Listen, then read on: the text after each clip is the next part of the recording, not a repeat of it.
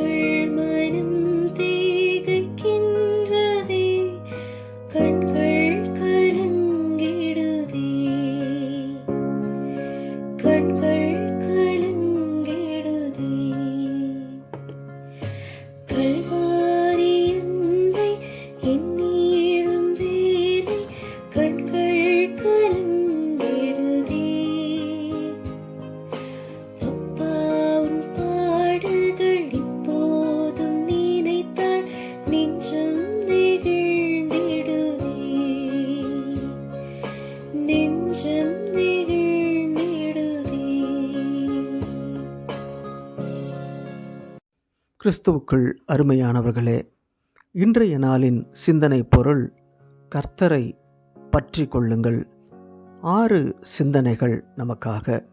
முதலாவது, கர்த்தருடைய புத்திமதியை பற்றி கொள்ள வேண்டும்.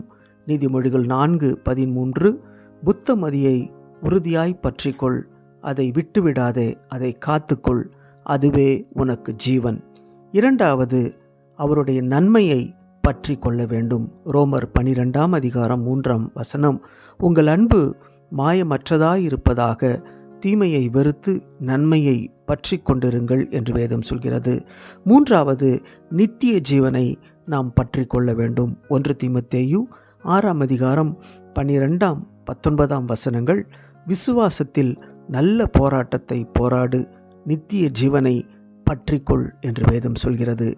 நான்காவது, அவருடைய நம்பிக்கையை பற்றி கொள்ள வேண்டும். எபிரேயர் 3ஆம் அதிகாரம் 14ஆம் வசனம், நான் ஆரம்பத்தில் கொண்ட நம்பிக்கையை முடிவு பரியந்தம் உறுதியாய் பற்றி கொண்டிருப்போம் ஆகில் கிறிஸ்துவினிடத்தில் பங்குள்ளவர்களாய் இருப்போம் என்று வேதம் சொல்கிறது.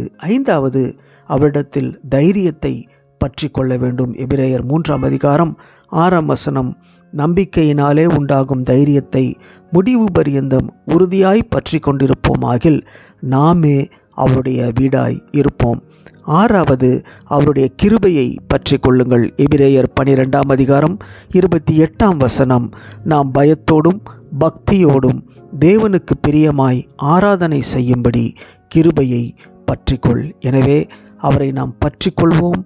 அவரிடத்திலே நம்மை முழுமையாய் ஒப்பு கொடுத்து நாம் அவருடைய பிள்ளைகளாக ஜீவிப்போம். எங்கள் அன்பின் ஆண்டவரே, இந்த நாளிற்காக நன்றி செலுத்துகின்றோம்.